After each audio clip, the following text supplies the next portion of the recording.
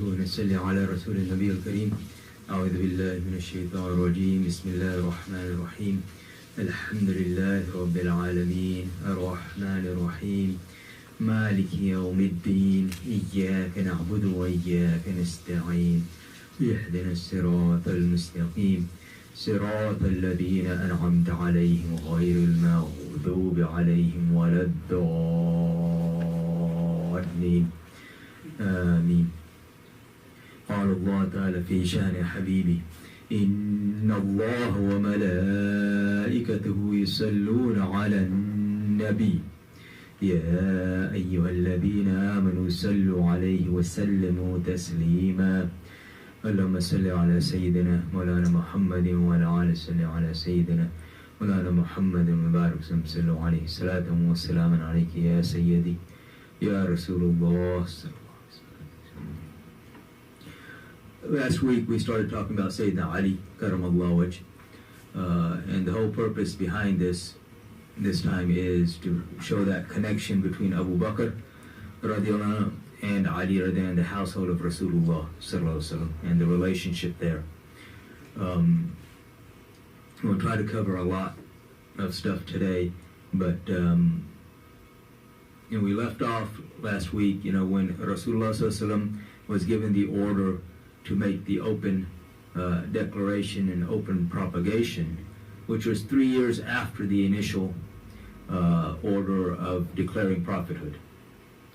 So at this point he goes on Safa, he calls the people, but he doesn't call everyone, because the order is wanzir ashiratak al-aqrabin, call those who are close to you. So he calls Banu Hashim and Banu Muttalib. Banu Hashim, of course, is his own clan, and Banu Muttalib is the cousin clan. So he calls these two specific clans to come. And they come.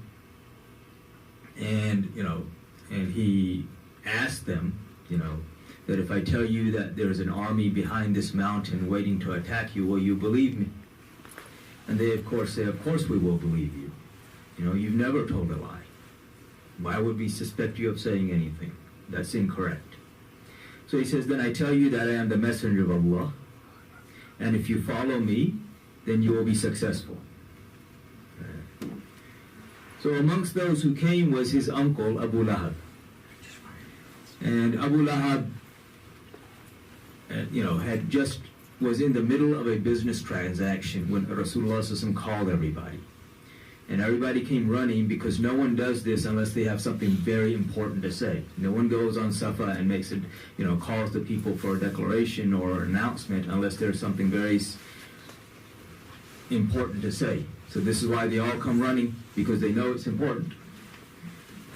So when he says this, Abu Lahab immediately throws up his hand, that same hand which he used the finger of to free his slave Thuwayba, at hearing the news of the birth of Rasulullah sallallahu alaihi wasallam. She had given him the news of the birth of Rasulullah sallallahu alaihi wasallam, that there's a nephew born in your brother's house, Abdullah, you have a nephew, and he frees her because he's so pleased with the news.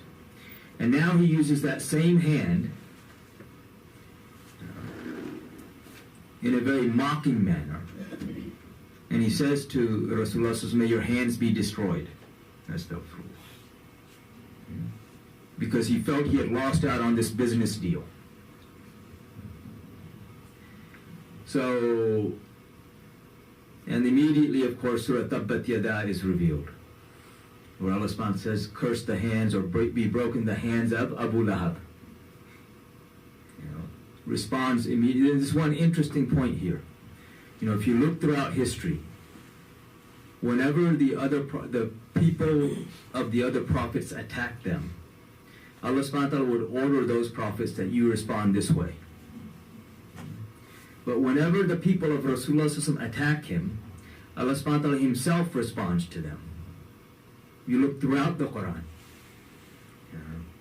When they said, he's crazy, what did Allah subhanahu wa ta'ala say? When he comes back from the Mi'raj and he's telling them this, he must have seen something, hallucinated. وَالنَّجْمِ إِذَا هُوَ مَا ضَلَّ صَاحِبُكُمْ وَمَا غَوَى. Allah subhanahu wa ta'ala swears by that star that descends, meaning Rasulullah as he comes back from the Mi'raj, that your companion, he is not misguided or astray. You know, he's not mistaken as to what he saw. I mean, you look throughout the Quran and you will see this. So immediately Allah subhanahu wa ta'ala responds. And of course, you know, when this happens, you know, if you have like a gathering, and one person acts up in that gathering, the whole sentiment and the whole feeling of the gathering is ruined.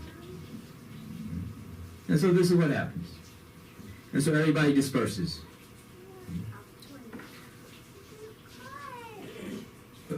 Rasulullah says to his uncle, arrange a feast. And actually he says to Sayyidina Ali Karamallah, arrange a feast. And we have to remember, at this time, Ali is 13. He says, arrange a feast and invite them all. And so a feast is arranged at the house of Hazrat Abu Talib, the uncle of Rasulullah, the other uncle of Rasulullah, the beloved uncle of Rasulullah, Hazrat Abu Talib, the father of Sayyidina Ali Karamallah. And Hazrat Abu Talib is the one, even though he's a man of restricted means, he arranges this feast for all of Banu Hashim and Banu Muttalib. And they all come, you know, free food. So everybody comes. The sunnah is feed the people first and then talk to them. Of course, these days we do it the other way because, you know, you feed them first and no one sticks around afterwards. The better way is to feed them first and then talk to them. So the feast is arranged, everybody comes, Rasulullah, you know, they all eat. And when they finish eating, Rasulullah is about to stand up and say something, and immediately before he says anything, Abu Lahab starts talking. You know, distracts everybody. So seeing the situation, of course, again, he can't say anything. So Rasulullah doesn't say anything at that time. He tells his uncle, let's do this again tomorrow. So the next day they have another feast. Same thing.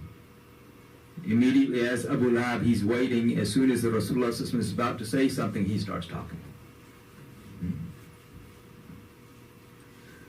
So Rasulullah says, again. So the next day they have another feast. Again, everybody comes. And this time, before they finish eating, Rasulullah stands up and starts talking. You know, everybody's almost done. Now he starts talking. And he tells them again, he says, look, I've come with this message, and if you follow this message, Allah subhanahu wa ta'ala will place all of this under your feet. You say, La ilaha illallah tuflihu. You say, La ilaha illallah. And here it's not just to mean say, because when you're talking to Quraysh, saying for them, they understood what that meant. It meant saying it from the heart. So you say this and you will be successful.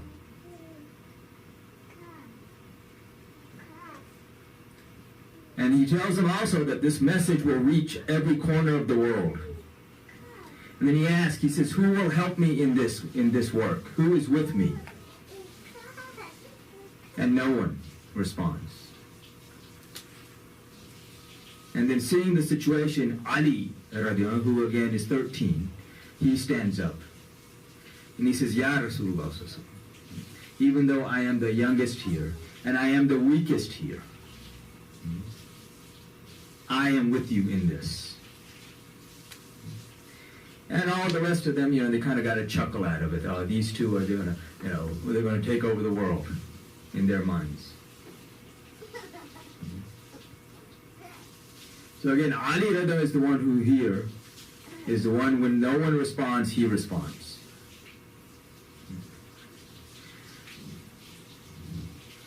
You know, I'm not going to go into a lot of the details, but we know, you know, throughout Makkah what happens. And then we know that from the year 7 of the mission to the year 10, you have a 3-year boycott. But again, these two clans, everyone boycotts Banu Hashim, Banu Muttalib. And the demand from the boycotters is that you hand Rasulullah over for us to do whatever we want, which of course means we will kill him. and all of this will go away. You know, you won't be under all this suffering. For 3 years, these two clans are isolated in one corner of the Meccan Valley. No food is allowed in. No one is allowed to interact with them. The only food that gets in is occasionally someone sneaks something in the middle of the night. They survive off of chewing on leaves and leather.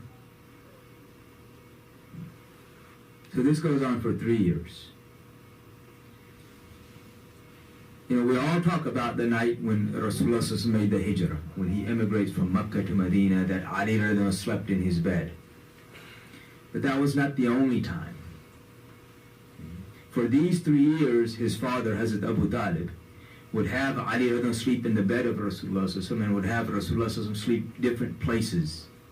And sometimes even one night would be 2 or 3 different places within one night.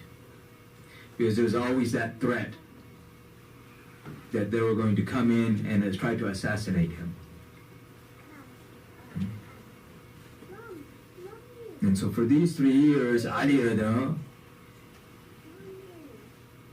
is placing himself at risk for the pleasure of Rasulullah sallallahu alaihi wasallam. At the request of his father. You know, so this wasn't just a decision by Ali, this was a decision by his father, Hazrat Abu Talib radiallahu, to have Ali radiallahu sleep and do this. So if anyone is assassinated, it's not Rasulullah sallallahu alaihi wasallam, it would be him. This is also why even after the boycott is lifted, why on the night of the ascension, the Rasulullah sallallahu alaihi wasallam is not sleeping in his own house. He is sleeping in the house of Hani, his cousin, the sister of Ali radiallahu. And he's there with his uncle Amir Hamza radiallahu. Because again, the threat did not go away.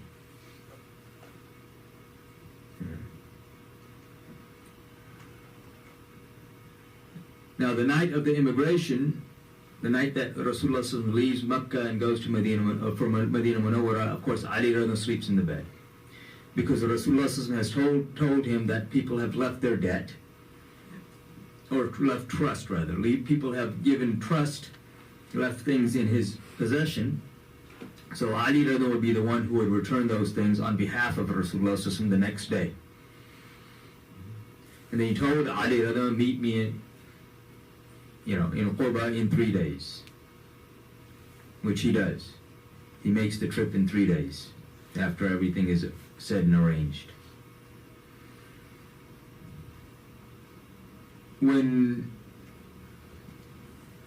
After the immigration, of course, again, the threat doesn't go away.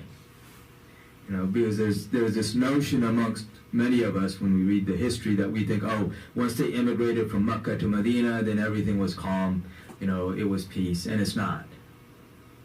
Now the whole city of Medina is under boycott.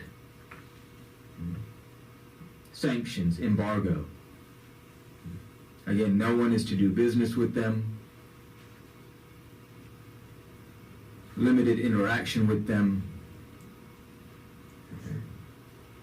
And the thing is, the Ansar, the people of Medina Munawwara, they accepted Rasulullah knowing that this would happen.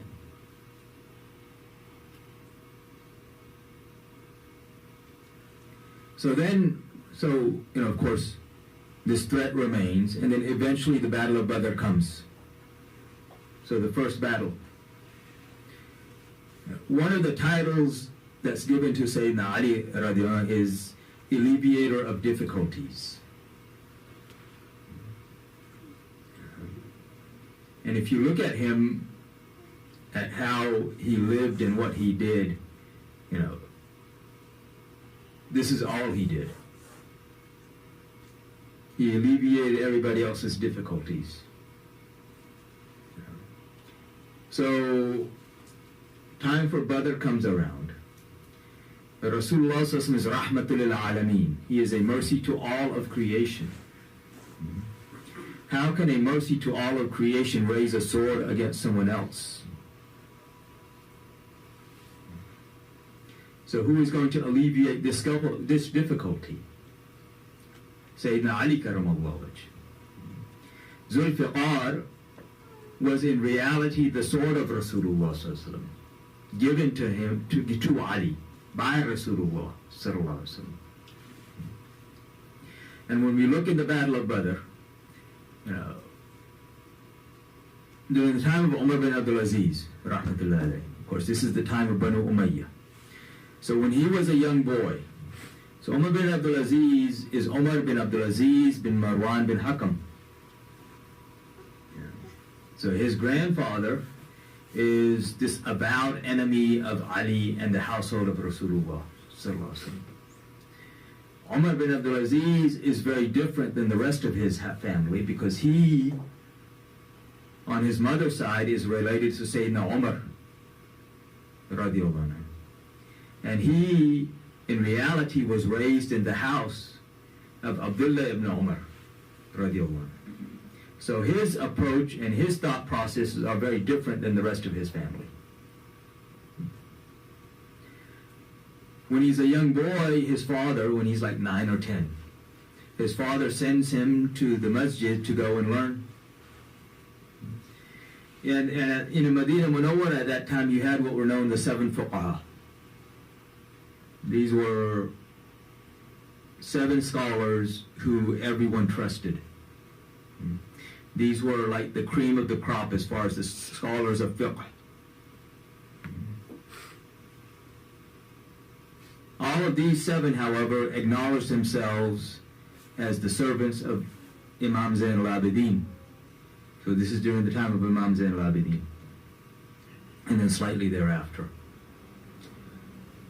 So when he goes to learn, he goes into the class of Ubaydullah ibn Abdullah ibn Utbah ibn Masud, who is one of these 7, who is the grandson of the brother of Abdullah ibn Masud. So Abdullah ibn Masud is amongst the companions number 2 as far as knowledge of fiqh.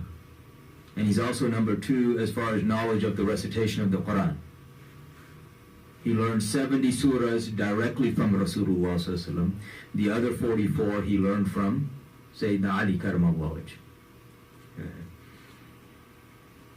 So he goes into the class and he's learning from there. And one day the topic of Ali comes up. And Umar bin Abdul Aziz, you have to understand the environment. This is that time when cursing Ali was a mandatory part of the Jummah khutbah. We've mentioned this so many times. This was a mandatory part of the Jummah khutbah. If any khatib or any imam did not do that, he would be removed from his position, and some of them were even executed for not, if they resisted.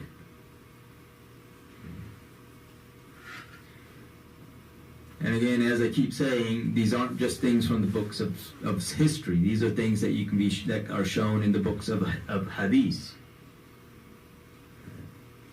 So Umar bin Abdul Aziz, when this topic comes up, he stands up and he rattles off all this propaganda that he's been hearing, which is, all this stuff against Ali radiallahu anhu. And again, he is from that household who is at the center of instigating this. So when he says all of this stuff, his teacher, Ubaydullah ibn Abdullah, he says to him, has Allah subhanahu wa ta'ala become upset with the companions of Badr?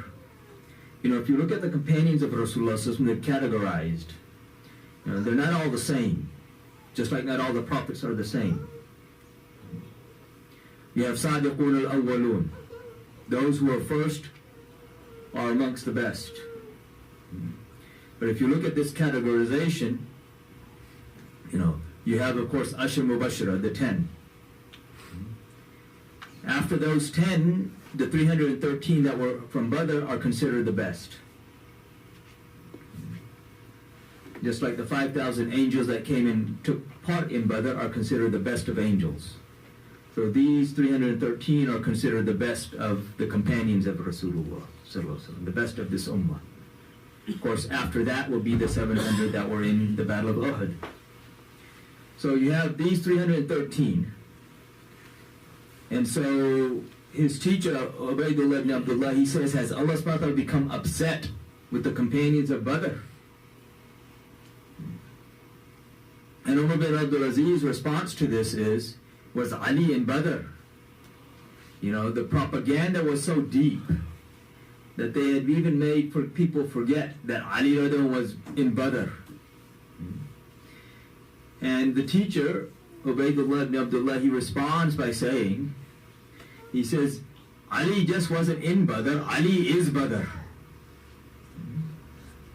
Because 36 of the 70 of the leaders of Quraysh that were killed by Ali alone.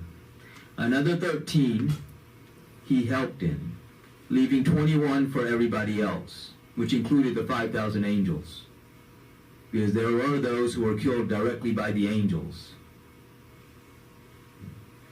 And the way you knew them is that when you saw, they were totally cauterized. There was no blood. When they were killed, that was it. That's how you knew that an angel killed them.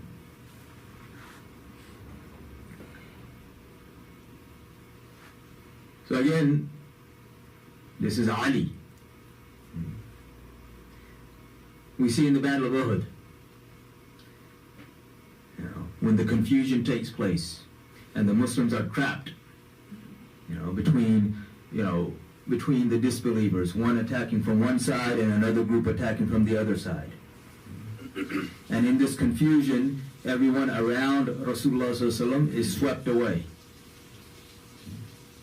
The first to return from all of those who were swept away was Abu Bakr Siddiq radiallahu anhu.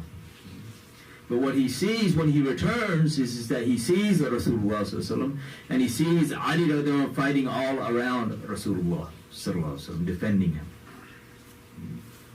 So Ali radiallahu anhu's feet were so firm that that he didn't move, even in all of this confusion and pushing and shoving.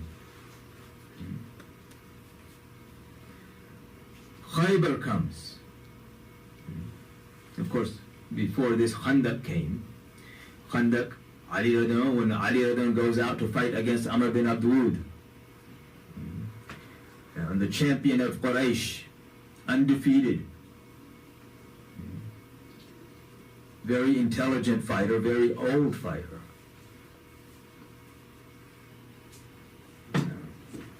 Undefeated, no one challenged him.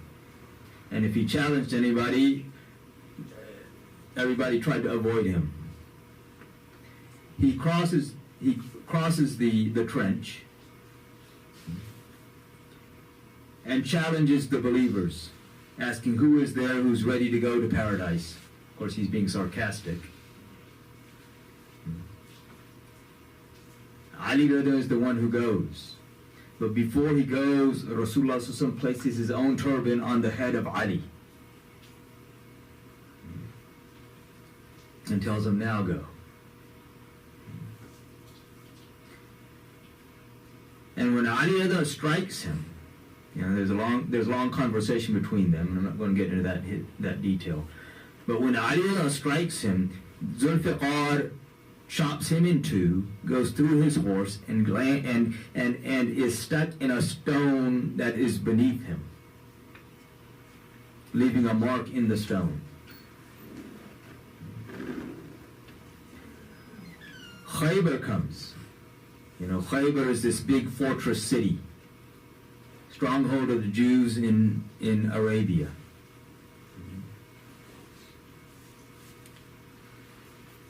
The main fortress no one could penetrate. Rasulullah ﷺ, he sends Abu Bakr radiallahu anhu one day. Abu Bakr radiallahu anhu comes back, no progress. The next day he sends Umar radiallahu anhu in charge.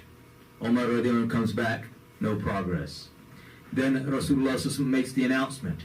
He says, tomorrow I will give the banner in the hand of the one who loves Allah and His Messenger and is loved by Allah and His Messenger. Sallallahu Alaihi Wasallam. And all of the companions were praying that night. And Umar radiallahu anhu makes the statement. He said, I never wanted a position except that position.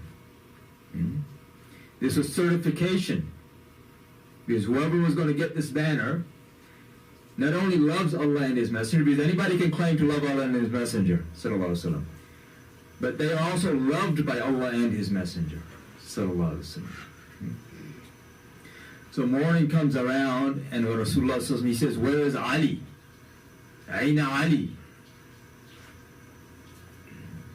And the people, they say, "Oh, you know, he's sick. His eyes, they're swollen. He can't even see." He says, "Bring him." So he is brought. And Rasulullah sallallahu alaihi wasallam places his blessed saliva on the eyes of Ali, and now the eyes are perfect. And he gives him the banner. And he tells him, he says, "Invite them to Islam before, you know, you fight them."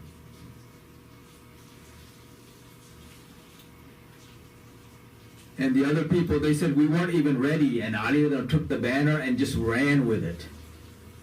And yeah, people still trying to tie their shoes to catch up with him. I mean, he went by himself. He wasn't worried if anybody was behind him or not. He just took the banner and ran. After the battle, this time's almost up.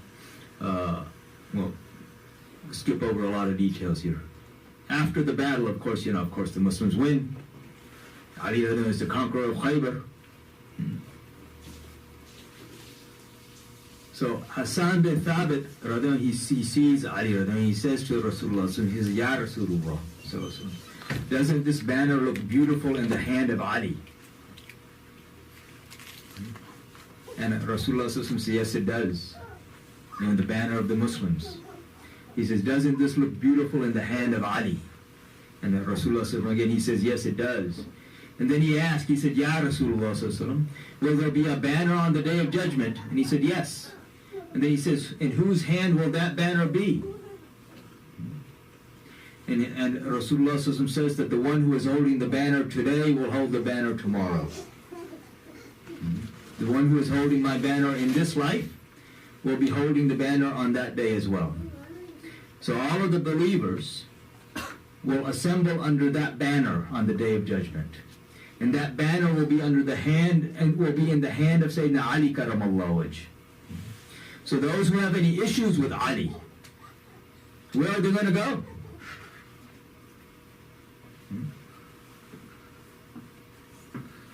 If you don't go under that banner, I mean, we know where you go. We don't have a purgatory system.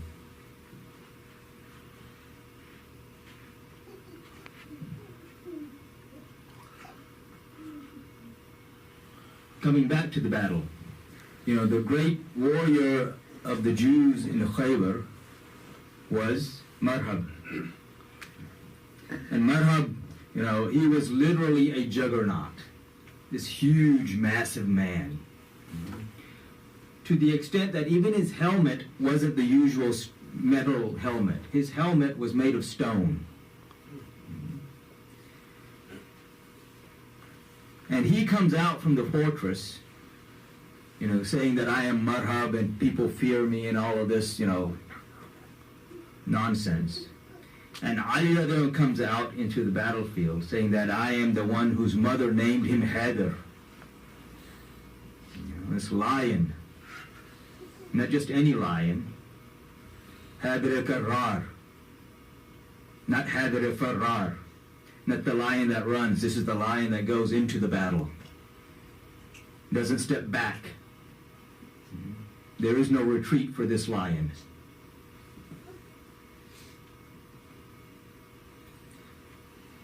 And you have to try to imagine this. Because this isn't battle like today. You press a button from 10,000 miles away and you kill 50,000 people. This is battle one-on-one. You have all of these swords and shields clanging, all of this noise. And when Ali meets Marhab,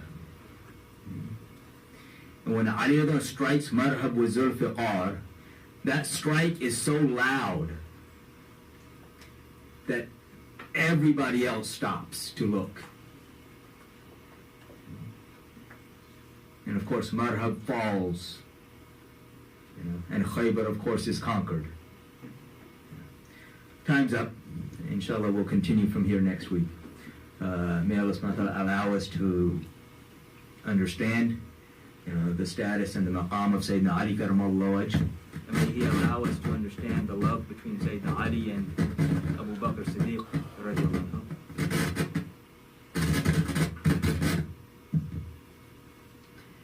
And may He fill our hearts with His true love and the true love of Rasulullah sallallahu alaihi wasallam and the family of Rasulullah sallallahu alaihi wasallam and His companions and all of those whom they love. Those who have not made sunnah, go ahead and make sunnah, inshallah.